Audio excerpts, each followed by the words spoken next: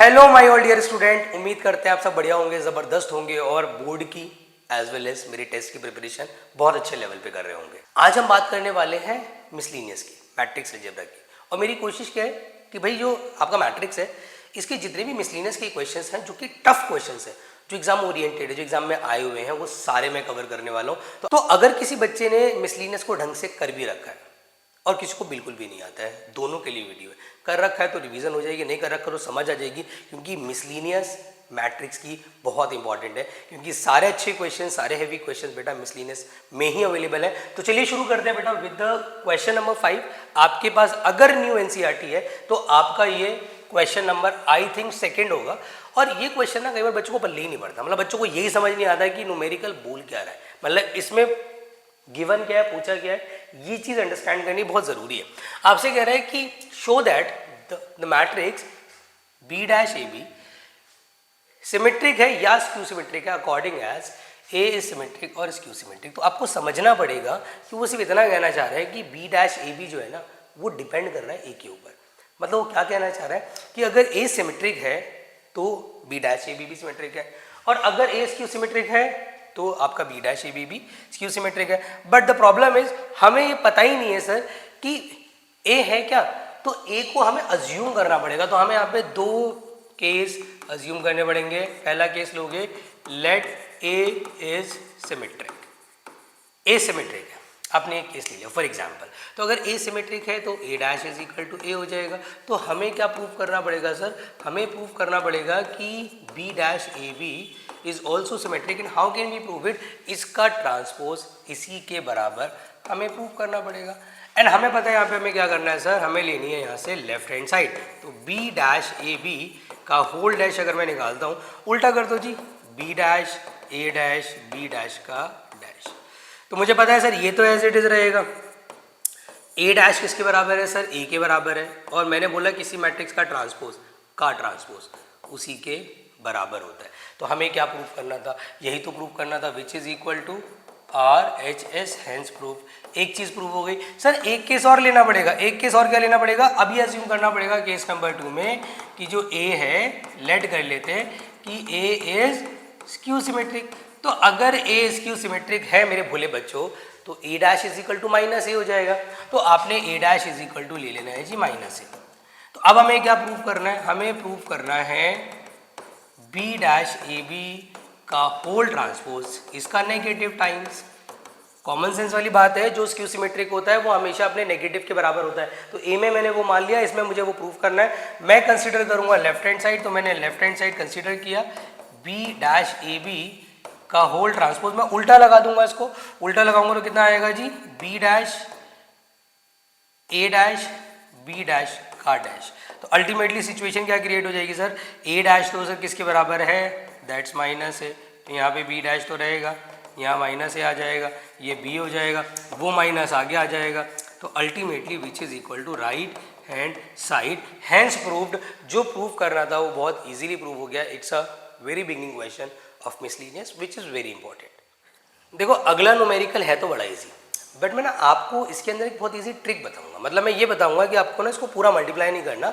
अगर आपके पास वहाँ समय कम है तो आप इसको इजी वे में भी सॉल्व कर सकते हैं, क्योंकि A dash A is equal to I दे रखा है आपको, A dash into A is equal to I दे रखा है। तो ए डैश क्या होगा, जो ये वाली है मैट्रिक्स उसका ट्रांसपोज कर दो। उसका ट्रांसपोज करके कितना आ जाएगा, उसका ट्रांसपोज करके आ जाएगा 0 2y z x मतलब फर्स्ट कॉलम को फर्स्ट रो बना दिया, सेकेंड कॉलम को सेकेंड रो बना दिया, थर्ड कॉलम को थर्ड रो बना दिया। इनटू में आएगा सर ये पूरा as it is 2y z x y minus z x minus y z is equal to, हमें पता है कि ये आइडेंटिटी मैट्रिक्स के बराबर है, ये गिवन है। तो आपको ना बेसिकली अगर आपके पास समय कम हो एग्जाम में, तो आपको बेसिकली सिर्फ इस वाले एलिमेंट, इस वाले एलिमेंट और इस वाले एलिमेंट को इंटू करने की जरूरत है, बाकी सब वैसे भी जीरो होगा। तो आप क्या कर सकते हैं, इन शॉर्ट आप इसको इससे मल्टीप्लाई करेंगे तो कितना आएगा जी, x square first row first column, first row second column करेंगे, एक दिखा दे रहा हूँ आपको, x y minus x y obviously zero होगा। इसको इससे करेंगे तो कितना हो जाएगा जी, माइनस का एक्स जेड पॉजिटिव का एक्स जेड। सेम चीज़ यहाँ होने वाली है कि ये जीरो ही आएगा 100%। मैं सीधा इसको इससे कर लेता हूँ, कितना आएगा 4, और एग्जाम में भी कर सकते हो अगर समय कम हो, और अगर समय पूरा है बेटा तो प्लीज़ आप रिप्रेजेंट करें, इससे इंटू करके 0 आएगा। सेम यहाँ भी 0 आएगा, यहाँ भी 0, मैं सीधा इसको इंटू कर लेता हूँ, z square z square z square and it's going to be 1 0 0 0 1 0 0 0 1। तो अल्टीमेटली मेरी यहाँ से जो सिचुएशन क्रिएट हो जाएगी बच्चों, वो क्या हो जाएगी कि भाई यहाँ से हमारा आ जाएगा 2x square 6y square and 3z square, बाकी सब 0 0 0 0 0 0। और ये किसके बराबर है सर? एक आइडेंटिटी मैट्रिक्स के बराबर है। और जब दो मैट्रिक्स बराबर होती है, मैंने आपको बता रखा है इक्वालिटी के हिसाब से what you have to do, आपने ईच एलिमेंट को इक्वेट करना होता है। तो what you can do, 2x square is equal to 1, x square is equal to 1/2, x is equal to plus minus 1/√2, ये हमारा x हो जाएगा। Similarly we can find y, 6y square is equal to 1, y square is equal to 1/6, y is equal to plus minus 1/√6। Similarly 3z square is equal to 1, z square is equal to 1/3, z is equal to plus minus 1/√3। तो हमें x y z निकालना था, easy way मैंने आपको बता दिया, आपने exam में ऐसे ही लगाना है इसको। देखो अगला जो न्यूमेरिकल है ना, बेसिकली वहाँ पे 3 मैट्रिक्स मल्टीप्लाई में, आपने घबराना नहीं है इसको देख के, क्योंकि बच्चे क्या करते हैं 3 मैट्रिक्स सर ये तो हमसे मल्टीप्लाई होंगे ही नहीं, भाई आपने एक बार में 2 ही करने होते हैं। और आपने ये भी चेक करना होता है कि इनटू करने के बाद जो न्यू मैट्रिक्स बनेगा उसका बेसिकली ऑर्डर कितना होगा। आप समझना मेरी बात ध्यान से, x 4 1 is equal to 0। Now what you have to do, आपने करना क्या, सुनो, आपने पहले इसको देखना है कि इसका ऑर्डर कितना है। सर इसका ऑर्डर है 1 × 3 और इसका ऑर्डर है 3 × 3, इसका मतलब ये चीज़ से मतलब मल्टीप्लाई तो हो सकता है। और इंटू करने का जो ऑर्डर आएगा उसमें 1 रो होगी, 3 कॉलम होंगे अगेन। तो यहाँ पर मैं जब करूँगा तो first row into first column, पहला एलिमेंट पहले से करूँगा, सेकंड से 0 हो जाएगा, थर्ड से करूँगा x - 2, first row second column करूँगा तो ये 0 हो जाएगा, यहाँ पे माइनस का 10 आ जाएगा, इसको इससे करेंगे that become 0। First row into third column, if you multiply you will get 2x - 5 - 3 और यहाँ पर आ जाएगा x 4 1 इज इक्वल टू 0। तो क्या सिंप्लीफिकेशन पॉसिबल है? यस, अभी और सिंप्लीफाई हो सकता है। x - 2 माइनस का 10, 2x माइनस का 8 और यहाँ पर क्या आ जाएगा जी x 4 1 अगेन। आप और ये O दे रखा है, इट इज़ नॉट 0, बच्चों को लगता है कि 0 है, it is not 0, it is O matrix. O matrix मतलब जिसमें सारे एलिमेंट 0 0 0 0 होते हैं। तो आपने करना क्या बोले बच्चों, आपने देखना है कि इसका ऑर्डर कितना है। इसका ऑर्डर अगेन 1 × 3 है, इसका 3 × 1 है, क्या ये सेम है? यस, यहाँ पे मल्टीप्लिकेशन पॉसिबल है। इनफैक्ट अब इंटू करने के बाद जो आएगा उसमें सिर्फ एक एलिमेंट होगा, क्योंकि ऑर्डर बनना है 1 × 1। 1 × 1 मतलब there is a single element. Now what you have to do, आपने नॉर्मल मल्टीप्लिकेशन करना है, first row into first column, पहला एलिमेंट पहले से कर दो, x स्क्वायर माइनस का 2x, दूसरे से कर दो माइनस का 40, तीसरे से कर लो पॉजिटिव 2x - 8 इक्वल टू 0। भाई इस वाले 2x से ये वाला 2x तो उड़ा दो, तो अंदर बेसिकली हमारे पास क्या बचा, x स्क्वायर माइनस का 48। और मैंने आपसे कहा था when you have a single element, तो आप क्या कर सकते हैं, आप ये जो सिंबल ऑफ द मैट्रिक्स है वो रिमूव कर सकते हैं। तो आप उसको रिमूव कर दो, आपके पास सिचुएशन क्या बच गई, x स्क्वायर माइनस का 48 equal to 0, x square is equal to 48, x is equal to √48 और √48 की वैल्यू निकालोगे तो आएगी plus minus 4√3 and that will be your final answer. तो बहुत ईजी क्वेश्चन होते हैं ये, आई विश आपको क्लियर हो गए होंगे। अगेन बेटा आपके सामने आ गया एक स्टेटमेंट वाला क्वेश्चन। स्टेटमेंट वाला क्वेश्चन हम लोग डर जाते हैं, और बेटा बिलीव मी ये एक ऐसा क्वेश्चन है मिसलिनियस का जो as a case study CBSE board exam में आ चुका है। और अगर ये केस स्टडी में आया है ना तो बहुत इजी केस स्टडी होगी। इनफैक्ट मैंने भी एक बार आपको टेस्ट में दिया था और मैं दोबारा भी दे सकता हूँ। तो प्लीज़ इस क्वेश्चन को ध्यान से समझना आप लोग कि इसमें करना क्या है। इसमें सबसे पहले आपको ये समझना है कि ऑपरेशन क्या लगेगा पूरा रीड करने के बाद। आपसे बोल रहा है कोई मैन्युफैक्चरर है जिसने प्रोड्यूस किया 3 प्रोडक्ट XYZ जिनकी हमें सेल्स दे रखी है कि मार्केट 1 में उसके X के प्रोडक्ट बिकते हैं 10,000, Y बिकते हैं 2,000, Z बिकते हैं 1,800।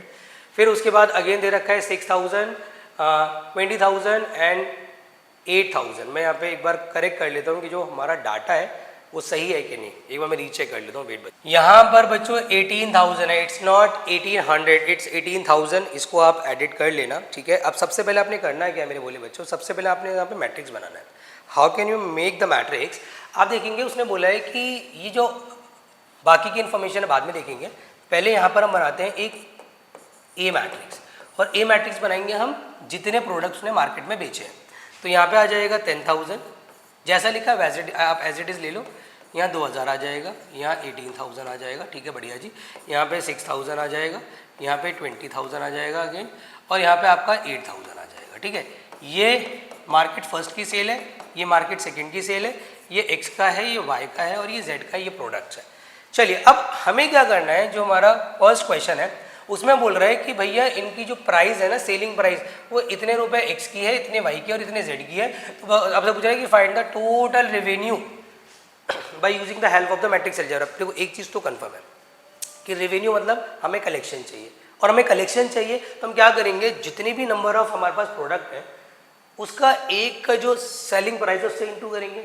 मतलब यहाँ पे क्या होने वाला, मैट्रिक्स मल्टीप्लिकेशन। तो एक चीज़ तो कंफर्म्ड है कि अगर इसका ऑर्डर सर यहाँ पे 2 क्रॉस 3 है, तो यहाँ पे अगर इसके कॉलम 3 है तो अगली जो मैट्रिक्स हम बनाएंगे उसके रो 3 होने चाहिए। अगर इसके कॉलम 3 है तो अगली मैट्रिक्स के रो 3 होने चाहिए, अदरवाइज ये मल्टीप्लिकेशन पॉसिबल नहीं हो पाएगा। तो आप क्या करेंगे, सेल्स वाली जो मैट्रिक्स है, सेल्स वाली जो मैट्रिक्स है आप उसे एस से भी डिनोट कर सकते हैं, एस से डिनोट कर लो, आप उसे एज अ रो मैट्रिक्स लिख लो। कितना कितना आ जाएगा, 2.5, यहाँ आ जाएगा 1.5, और यहाँ आ जाएगा 1। और आपको अगर निकालना है क्या, टोटल रेवेन्यू, टोटल क्या रेवेन्यू, तो वो हो जाएगा बेटा ए, मतलब जो, अब एक बात ध्यान रखना बच्चों कि यहाँ पर x है, ये y है, ये z है, जब आप इनटू करो तो x से मल्टीप्लाई होना चाहिए, y से होना चाहिए, z से होना चाहिए। ये एक बड़ी इंपॉर्टेंट चीज़ मैं आपको बता रहा हूँ जो ध्यान रखनी होती है। तो आपको बेसिकली AS निकालना है, AS निकालना है, मतलब A कितना है सर हमारे पास, A है सर हमारे पास 10,000, यहाँ पे आ जाएगा 2,000, यहाँ आ जाएगा 18,000, फिर अगेन आ जाएगा हमारे पास 6,000, यहाँ 20,000, और यहाँ पे आ जाएगा 8,000, राइट। और इनकी जो हमारे पास है सेलिंग प्राइस वो कितनी है, 2.5, 1.5 एंड 1। अब मैं इंटू करूँगा, देखो मैं इंटू कर रहा हूँ बेटा, मैंने क्या करा, first row into first column, पहला एलिमेंट पहले से होगा, दूसरा दूसरे से होगा, और तीसरा तीसरे से होगा। तो इसको इंटू करते हैं हम, इसको इससे इंटू किया, दैट इज बिकम 25,000, यस 25,000 ही आएगा। इसको इससे करेंगे तो कितना आ जाएगा, दैट बिकम 3,000, और इसको इससे करेंगे दैट्स बिकम 18,000।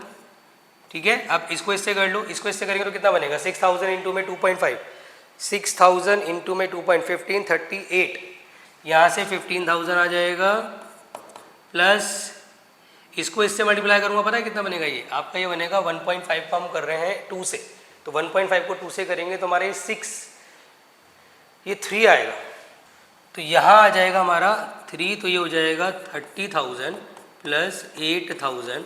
तो एक्चुअल में अगर मैं आपको रेवेन्यू बताऊं तो ऐड करने के बाद, मैं इधर ही लिख देता हूँ बेटा, ऐड करने के बाद जो मेरी सिचुएशन बनेगी दैट विल बिकम, अगर मैं ऊपर वालों को सबको ऐड कर लेता हूँ तो ये हो जाएगा 25, हो जाएगा 21, ऐड करके आ जाएगा 46,000। सेम आ जाएगा हमारा, इसको ऐड करो कितना हो जाएगा, दैट्स बिकम आपका 23 को ऐड करेंगे इसमें, दैट्स बिकम 53,000। तो भाई ये फर्स्ट मार्केट है, ये सेकंड मार्केट है, दोनों मार्केट का रेवेन्यू हमने निकाल लिया।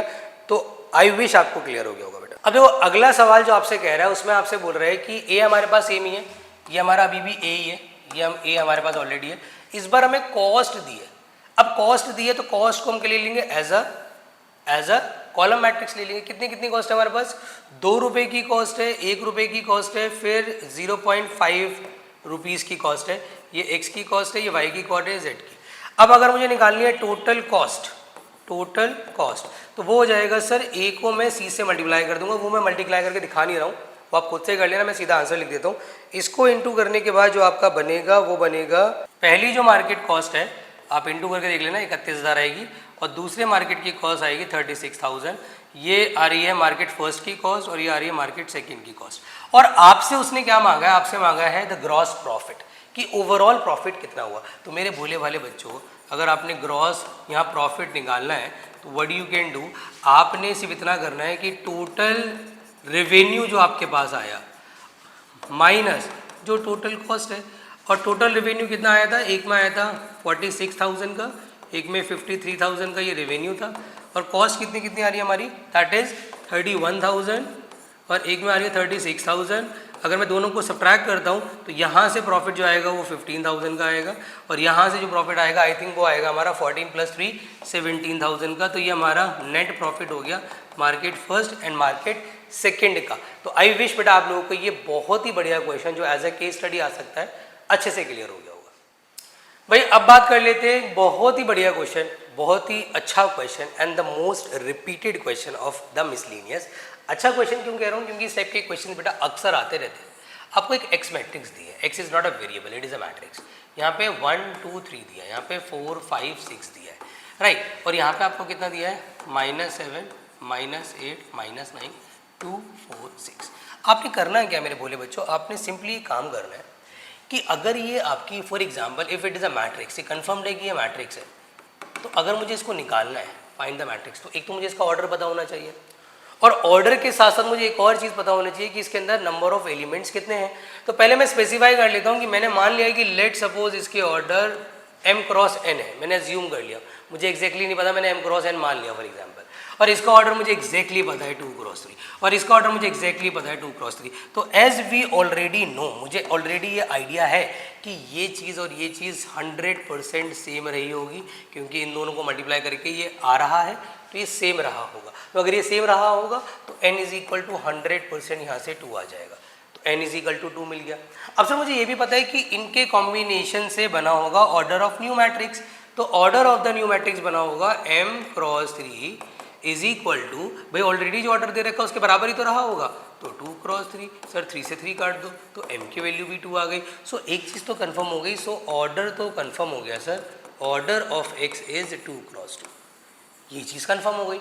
अब सर एलिमेंट आपको पता नहीं है, एलिमेंट हम आराम से ना ज्यूम कर सकते हैं। व्हाट वी कैन डू मेरे भोले बच्चों, हम यहाँ पे ले सकते हैं कि let x matrix is equal to a b c d। अब कई बार मैंने देखा है कि बच्चों को या उन्होंने ABCD मान लिया, बाद में वो यहाँ पर उनको सब स्टार्टिंग पता लग गई, बाद में वो कैलकुलेशन एरर करते हैं। तो इसकी कैलकुलेशन भी देख लो, क्योंकि क्वेश्चन बहुत इंपॉर्टेंट है, आपको मैं पूरा एक्सप्लेन कर देता हूँ। तो यहाँ पे ABCD है फॉर एग्जाम्पल, और यहाँ पे 1 2 3 4 5 6 है, और यहाँ पर हमें दे रखा है -7 -8 -9 2 4 6 है फॉर एग्जाम्पल, ठीक है। अब मैं इसको इनटू करूँगा, तो इफ़ आई मल्टीप्लाई, तो मुझे पता है कि first row into first column करूँगा तो a प्लस का 4 भी आएगा, same first row second column, तो 2a प्लस का 5 भी आएगा, सेम फर्स्ट रो इंटू में थर्ड कॉलम, तो 3a प्लस 6 भी हो जाएगा। नीचे करेंगे, अब आ जाओ सेकेंड रो पे, second row first column c plus 4d हो जाएगा, सेम चीज़ करेंगे तो 2c प्लस 5d आ जाएगा, एंड सेम चीज़ करेंगे तो 3c प्लस 6d आ जाएगा। और इज इक्वल टू आपको दे रखा है बच्चों -7 -8 -9 2 4 6। Now what you have to do, अब समझना मेरे बच्चों, आप समझना यहाँ पर हमें सिर्फ और सिर्फ कितनी इक्वेशन चाहिए, वी रिक्वायर द 2 इक्वेशन, क्योंकि 2 वेरिएबल्स हैं, 2 इक्वेशंस काफ़ी हैं सॉल्व करने के लिए। हम एलिमिनेट कर लेंगे, हम सब्स्टिट्यूट कर लेंगे, कुछ भी कर लेंगे। तो a प्लस का 4b इज इक्वल टू, मैंने -7 ले लिया, और मैंने क्या करा sir 2a plus 5b is equal to minus का 8 ले लिया। ये फर्स्ट मान लो, इसे सेकंड मान लो। सेम चीज़ मैंने करा c के साथ, c plus 4d is equal to 2 ले लिया, और 2c plus 5d is equal to मैंने 4 ले लिया फॉर एग्जाम्पल।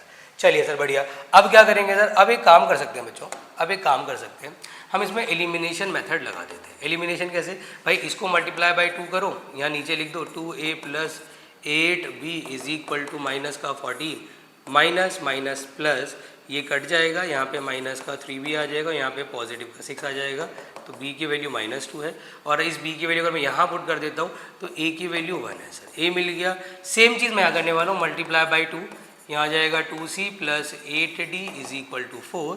सर यहाँ पे माइनस हुआ माइनस हुआ माइनस हुआ, कट हुआ माइनस, तो कितनी इजी कैलकुलेशन है। आई डोंट नो बच्चों का एक बार में आंसर क्यों नहीं आता है। तो d इज इक्वल टू 0 आ जाएगा, और d इज इक्वल टू 0 अगर मैं यहाँ पुट कर दूँ तो c इज इक्वल टू मुझे 2 मिल जाएगा। तो मुझसे x मैट्रिक्स मांगी गई थी, और वो मेरी आ जाएगी 1 -2 2 and 0, and this is going to be a very very very important question. I wish बेटा आपको क्लियर हो गया होगा। अब बात कर लेते हैं इसके MCQs की। MCQs बहुत बढ़िया है इसके यार, मतलब ज़्यादा मुश्किल तो नहीं है बट अच्छे हैं, और ऐसा नहीं है कि बिल्कुल ही आप इग्नोर मार दो कि सर इस लेवल के MCQs तो आएंगे नहीं। इस लेवल के MCQs भी बेटा मैट्रिक्स अलजेब्रा के आ जाते हैं, सो डोंट इग्नोर देम। आपसे क्या कह रहा है बच्चों, आपके पास ना a दे रखा है, आपसे बोल रहे हैं कि a² is equal to i रख दो। मैं क्या करूँगा, मैं कुछ नहीं करूँगा, सिर्फ फर्स्ट एलिमेंट लूँगा। MCQ है, कम से कम सॉल्व करो। मैं क्या करने वाला हूँ, alpha beta gamma minus alpha और सॉरी इसको 2 बार मल्टीप्लाई करना है ना, alpha beta gamma minus alpha is equal to 1 0 0 1। मैं सिर्फ एक एलिमेंट लेके सॉल्व करूंगा, मेरे को पूरा तामझाम करना ही नहीं है क्योंकि एमसीक्यू है। तो मैं क्या करूंगा, first row into first column, alpha का square beta gamma is equal to first element. अब यहाँ से देखूंगा कौन सी सिचुएशन रिलेट कर रही है। ए तो नहीं हो सकता, बी भी नहीं हो सकता कि अल्फा स्क्वायर नेगेटिव हो जाए वो पॉजिटिव हो जाए, सी होने के चांसेस हैं। क्यों, अगर मैं उसको उधर ले जाऊँ तो 1 minus alpha square minus beta gamma, same situation create हो रही है, तो सी ही होगा क्योंकि ये भी नहीं हो सकता कि अल्फा पॉजिटिव हो और बीटा गामा नेगेटिव हो। तो ऐसे आपने करना है यार, आपने पूरा सॉल्व नहीं करना। मैं देखता हूँ बच्चे एमसीक्यू को खामखा उसको पूरा रिप्रेजेंट करते हैं, एक एक स्टेप दिखाते हैं। जरूरी नहीं है ना आप पूरा स्क्वायर आप निकालोगे, क्यों, आपको नीड क्या है, आपको कोई नीड नहीं, आप सिर्फ एक एलिमेंट निकालो एंड इक्वेट करो। अगले एमसीक्यू की बात कर लेते हैं। अगला एमसीक्यू बड़ा प्यारा है यार। अगले एमसीक्यू में हमसे क्या कह रहा है भाई कि एक ऐसी मैट्रिक्स बताओ जो कि सिमेट्रिक भी हो और स्क्यू सिमेट्रिक भी हो।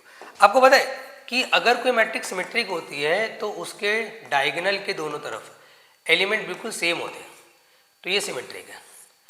और आपको ये भी पता होना चाहिए कि कोई मैट्रिक्स अगर स्क्यू सिमेट्रिक होती है तो उसके अंदर डायगोनल 0 होते हैं, बाकी सारे सेम होते हैं विद अपोजिट साइन। अब ऐसी मैट्रिक्स सोचनी है जो इस कंडीशन को भी सेटिस्फाई करे, इस कंडीशन को सेटिस्फाई करे, तो वो एक ऑर्डिनरी मैट्रिक्स नहीं हो सकती। क्या हो सकता है कि सर एक ऐसी मैट्रिक्स एज्यूम करें जिसमें साइन का कोई लेना देना ना हो, जिसमें डायगोनल भी 0 हो जाए और ऐसा एलिमेंट सिर्फ एक ही है जो साइन पे डिपेंड नहीं करता एंड दैट इज 0। तो इसीलिए एक ऐसी मैट्रिक्स जो सिमेट्रिक भी हो और स्क्यू सिमेट्रिक भी हो वो एक 0 मैट्रिक्स ही हो सकती है। तो इसका ऑप्शन नंबर बी हमारा 100% करेक्ट होगा। देखो इसमें आपसे बोल रहे हैं कि ए स्क्वायर ए के बराबर है और आई प्लस ए का whole cube is equal to -7 है। आपने करना कुछ नहीं है, बहुत सिंपल है। आपने ना ए प्लस बी के होल क्यूब का फॉर्मूला लगा दो। आपको पता है कि यार ए का क्यूब प्लस बी का cube plus 3a square B plus 3ab square. अब थोड़ा ना शॉर्टकट मारना, एक एक स्टेप दिखाने की ज़रूरत नहीं है। आप समझो आई क्यूब मतलब आई की बार कुछ भी हो आई के बराबर ही होता है। ए क्यूब को मैं लिख सकता हूँ ए स्क्वायर, देखो ए क्यूब को मैं लिख सकता हूँ ए स्क्वायर इंटू ए, और ए स्क्वायर ए के बराबर है, ए स्क्वायर ए के बराबर है तो इंटू ए अगेन ए स्क्वायर हो जाएगा, तो ऑब्वियसली इसका ए आएगा। आई स्क्वायर आई के बराबर होता है, आई इंटू ए होता है तो 3a हो जाएगा। ए स्क्वायर ए के बराबर है, आई इंटू ए होता है तो 3a हो जाएगा, माइनस का 7a हो जाएगा। सर इसको सॉल्व करके 7a आ रहा है और यहाँ 7a है, तो पूरा कर गया और I is going to be your final answer. तो ऑप्शन नंबर, तो ऐसे करोगे बट एमसीक्यू को जितना जल्दी सॉल्व करो उतना आपके लिए बेहतर है। तो ये थी आपकी मिसली। तो उम्मीद करता हूँ बेटा ये जो मिसलिनियस की वीडियो हमने बनाई है आपके लिए, ये आपके लिए हेल्पफुल रही होगी। सारे इंपॉर्टेंट क्वेश्चंस आपको अच्छे से क्लियर हो गए होंगे। हमारी तरफ से एफर्ट्स पूरे हैं, हमारा 51 डेज का चैलेंज रुकने वाला नहीं है। We are trying our best.